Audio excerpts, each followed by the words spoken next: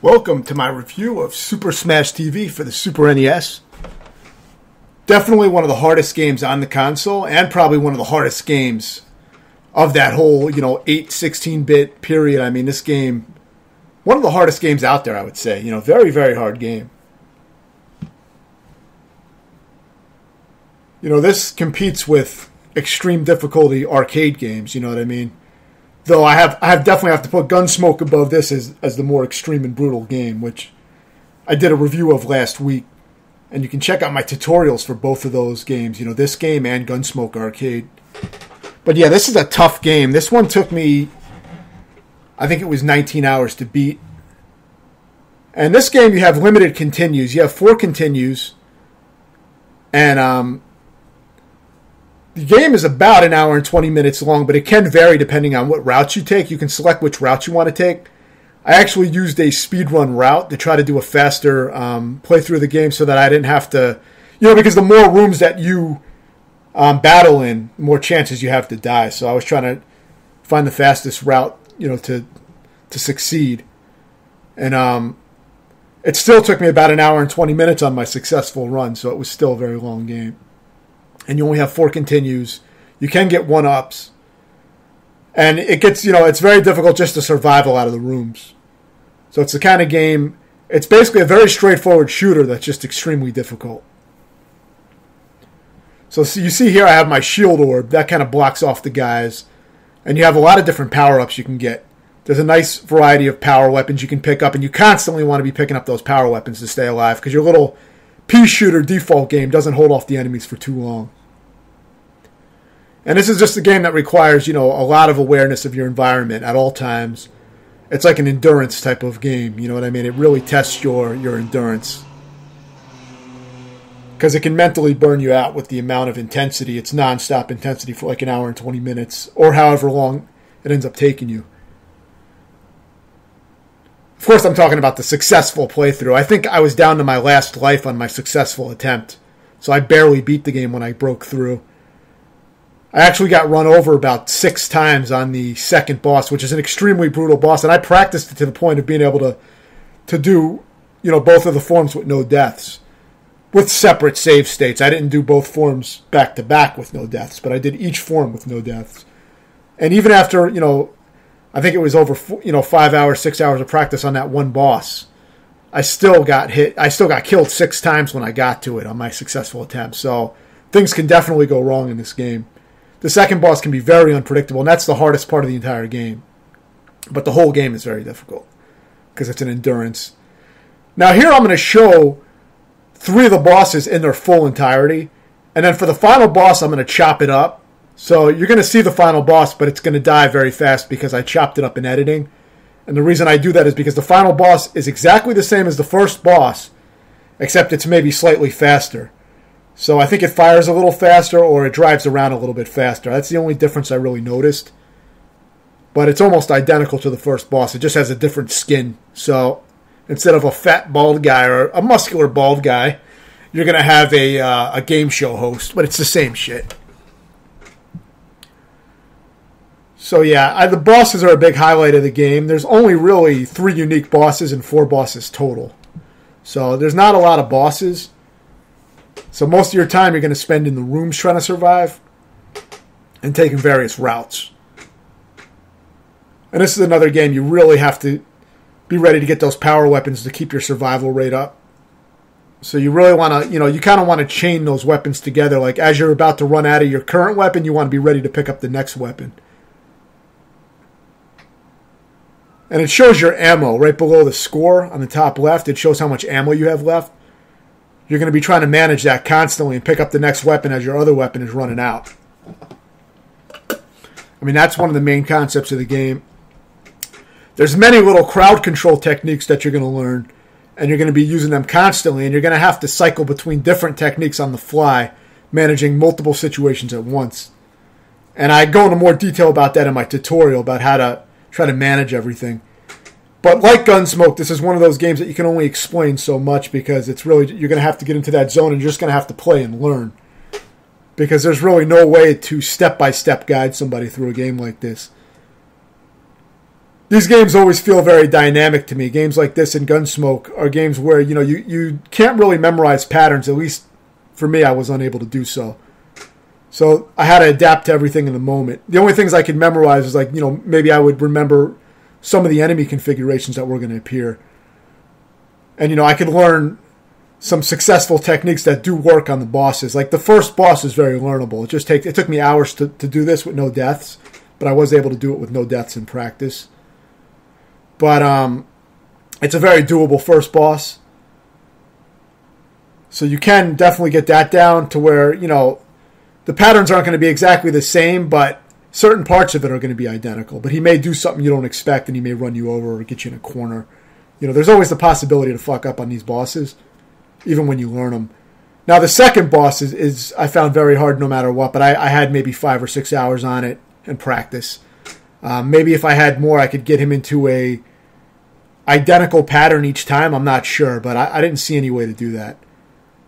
But, there are speedrunners and shit that probably have a better grip on that kind of shit. So I can't say if it's impossible to get these bosses in a definite pattern each time. But from my perspective of playing it, I never felt like I had these bosses locked down into a pattern. Or the game, as far as the enemies. I mean, for me, it always felt like things went different every time I played. But yeah, this is a great game on the system. Really, really good game.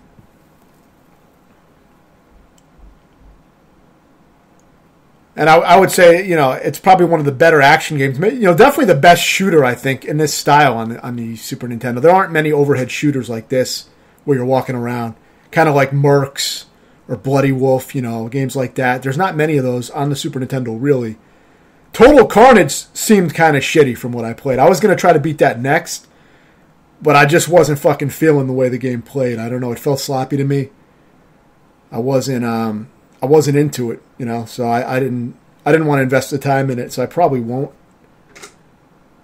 If it was as good as this game, I would have made it a project, and worked on it. Because, I ended up really liking this game. It was really unforgiving, but you really do get better at it.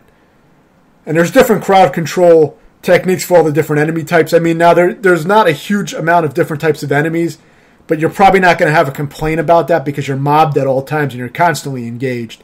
So you're probably not going to be wishing that there were more enemy types to worry about. So I'm not really going to say that it loses points for that. There are some parts that drag on for way too long, though. Like the final part, it feels kind of lazy because it goes on for about 10 minutes. It's a single room at the end of the game, and it's all the same enemy type pretty much. But it's very hard because it goes on for a super long time, and it's really hard to survive for that length of time. But at the same time, it also feels kind of lazy because it's not any variety really. It's the same shit for like 10 minutes. So that was kind of a weak ending. And I think the game, it would have been better maybe if the game had more bosses instead of having bosses with extreme amounts of hit points. Because all the bosses have a shit ton of hit points. Way more than they do in the arcade version. So in the arcade version, it may be a harder game overall than this. But I don't know why for the Super Nintendo one they decided to give the bosses massive amounts of hit points where it takes, minutes and minutes of purely hitting the boss before they go down. As you'll see. And this is with me already learning the bosses, obviously, in my very good attempts, with no deaths and all that shit. So this is optimal shit. And you can see it still takes really long for the bosses to die. Now this boss has a unique mechanic when if you pick up the power weapons, you get brief invincibility indicated by the circle below your feet every time you pick up one of the power weapons. It only really happens on this boss, so it's an odd mechanic to introduce only in one boss fight or one scenario in the entire game. Without any explanation. But it's just one of those nuances that you will learn as you play the game. Now this boss is not clear on how to defeat at all. But what I did later learn from trying to study into it and look up text documents and shit was that before you can kill this boss, you have to destroy every armor piece surrounding his head. There's 16 pieces, I believe, around his head. After you destroy all of them, then you can finish him off by damaging the center where his face is. Now, you can damage his face prior to that by using lob grenades that go over the armor, but no matter how much damage you do to his face, you're not going to be able to get that finishing hit and kill him until you take out all the armor. And it's the same with the second form. So if you don't know that, you could be fighting this guy. I was fighting this guy for extreme lengths of time because I didn't know how to take him down. I didn't know what the hit point requirements were. So, I mean, I don't really like that kind of mechanic. I think that's a little cryptic for how hard the game already is. And I think the bosses take a little bit too much fucking damage, to say the least. I think they could have reduced the hit points on the bosses and put more bosses in. But on the flip side, it does make it an extreme kind of game, and it makes it a real satisfying one when you finally do take down these endurance challenges. It feels like, as a whole, it's just a really good endurance type of game. But, it can also be kind of a negative because things can draw out for much longer than you would expect, and you really got to be on top of shit. So it's kind of hard for me to say if that's a bad thing, because in the end, it was kind of cool when I beat it. It was satisfying. I mean, I think it might be more enjoyable if it was split up more. I mean, you could have more rooms instead of having rooms that drag on for really long. And, more bosses instead of bosses that drag on for really long. So, I mean, I think a little bit more variety could have been a good thing. But the difficulty of the game had me so fucking engaged. I wasn't really worried about all the little small details like that. I was so focused on beating the game. And it really kept, the intensity kept me glued to the game. It was always... Time went by. Time goes by kind of quick because you're so engaged in the gameplay. You really can't let up on your concentration for a single moment or you die. The game is very, very unforgiving. As you can see, you get mobbed very, very quick. You always have to be thinking multiple moves ahead and have your path clear so you can move around. Because if you don't have the zone, cleared out for you to move to ahead of time, you're gonna get cornered and killed. So there's a lot to manage. Now, this is a snake boss. This is actually probably the easiest boss in the game, and this boss is still a pain in the ass. But, this is probably the easiest boss in the game, though. But a lot can go wrong. I found staying at the very bottom of the screen and pushing the heads away from me helped for the most part. But occasionally the heads of the snake will just bust through your bullet storms and just destroy you. So... you got to really know what to look for, and you got to hope that doesn't happen because you can get unlucky, and I don't know if there's much you can do about it if that happens. But you'll see these bosses take a lot of punishment before they go down. But yeah, I do have strategies that will at least help you practice them in a good way and have a good technique that you can try to learn and use. And with enough hours of practice, you should be able to get pretty consistent and decent methods down with these bosses. And that's really going to give you, if you can master the second boss, you have a really good chance of beating the game. If you can do well on the second boss in practice, maybe only dying once on each form, or if you can no-death both forms, even if you do it with save states where you save state on each form and do each form with no death, if you can do that level of practice and get it down to that level, then, you're definitely going to have a good chance of beating the game. You're just going to have to tighten up your gameplay on the other bosses, obviously, and you really want to learn overall crowd control tactics that you're going to be using throughout the whole game. And you get that. It starts to click after a while when you play the game enough. And I have some strategies and stuff that I try to explain, but I can only break it down so much. It's a very dynamic kind of game. It's similar to Gun.Smoke in that way, that it's more about learning how to manage, constantly changing situations with the crowds. You have to really master that crowd control. But it's a great game. But it's very demanding. Definitely one of the hardest. So it's one of those games that, you would want to you would only want to take on if you're, already very experienced with these type of games. And look at it as like an extreme challenge type of game. This game also is 2 players, so that probably makes things a lot more manageable. I don't know if the health gets increased for bosses on 2-player mode, but I'm guessing it's probably a lot easier on 2 players because, you have so many more bullets to help you out. So this may be good to start off with as a co-op game, and if you really like it, you may want to consider taking it to the next step and trying to beat it solo. If you try to beat the game on easy, it ends very early, so you'll just waste your time. I mean, it's not even really good practice. So playing on easy mode is not very beneficial. I think it would have been better if they had an easy mode that was easier and that would let you kind of practice and get familiar with the game, but it'll allow you to play the whole game through. I think that would have been better. I don't like when easy modes cut the game short unexpectedly just to try to say, hey, you're not good enough, so fuck you, you know? I mean, I think an easy mode is not a bad idea for a practice if you want to take on harder modes. But I really don't have a lot of complaints or issues about this game. You'll see there's a good variety of enemies. It's not a huge variety of enemies, but it's a good enough variety to where it's a lot to manage when there's multiple different enemy types at once and you have the room filled with enemies and projectiles. It's actually surprising that this game really doesn't have much slowdown at all for the amount of shit on screen. So, you know, usually this is reserved for arcade games back then, this kind of density. But this game pulls it off. The graphics are pretty simple for the Super Nintendo, so it's probably not really pushing any graphics or anything. But if it tried to match the arcade graphics, it would have been. Because the arcade had considerably better visuals. But this is close. But you'll see towards the end of the game there's one room that's massively long. It's a massively lengthy room.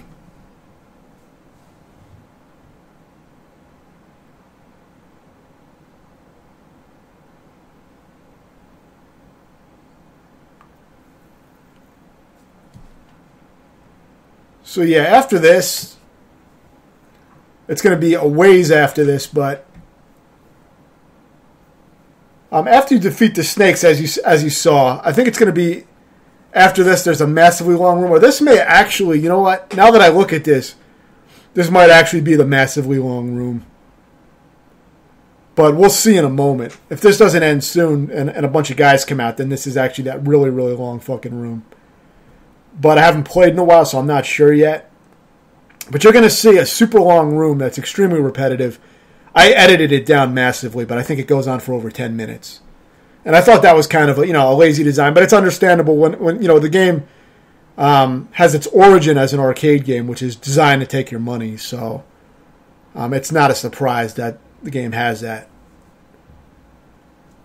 But I'm still not a huge fan of that type of design. I would have liked maybe some different rooms at the end.